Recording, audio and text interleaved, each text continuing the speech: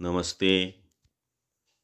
आप जो पेड़ देख रहे हो यह है भिलावा, जिसे मराठी में बीबा कहते हैं और अंग्रेजी में मार्किंग नट। आज संक्रांति के त्योहार पर हर घर में यह भिलावे का बीज पूजा के लिए आता है।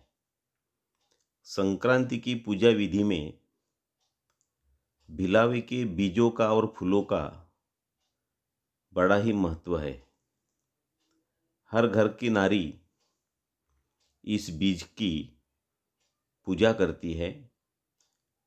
इस बीज के पौधे बनाने हैं। अगर इस तरह सुई की नोक से हल्के से इस भिलावे के ऊपर एक छोटा सा छेद बना दीजिए। हल्का सा, ज़्यादा डीप नहीं होना, 1 mm से भी कम। ऊपर का कवर सिर्फ उसको छेद होना चाहिए। ऐसे धीरे धीरे धीरे धीरे हल्का सा मामूली छेद बनाना है।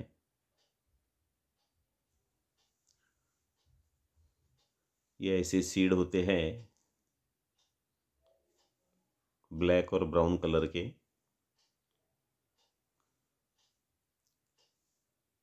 अगर इसके पौधे बनाने हैं तो यह विधि करनी पड़ती है।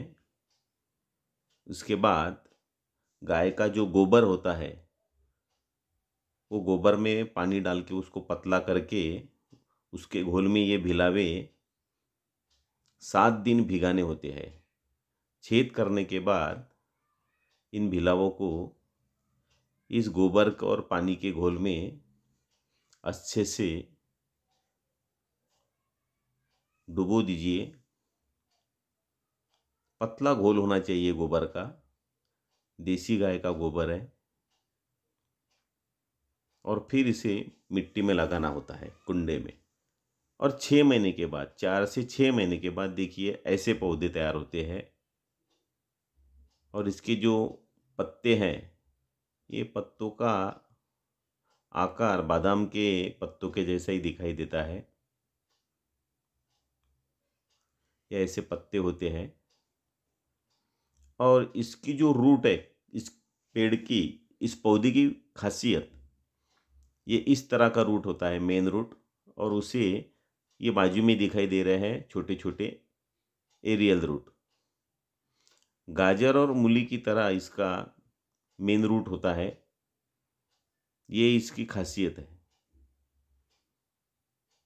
एक बार जमीन में घुसने के बाद यह पेड़ बड़ा ही सुंदर दिखने लगता है। इसका जो रूट है जमीन में काफ़ी अंदर घुस जाता है। ऐसे इसके ये पत्ते हरे पीले पत्ते होते हैं, हल्का सा पीला और हरा रंग। पतझड़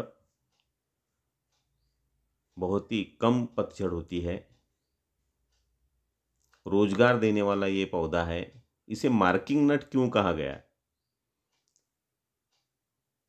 हमारे बदन पे हम जो टैटू बनाते हैं, उस टैटू में जो स्याही होती है, वो स्याही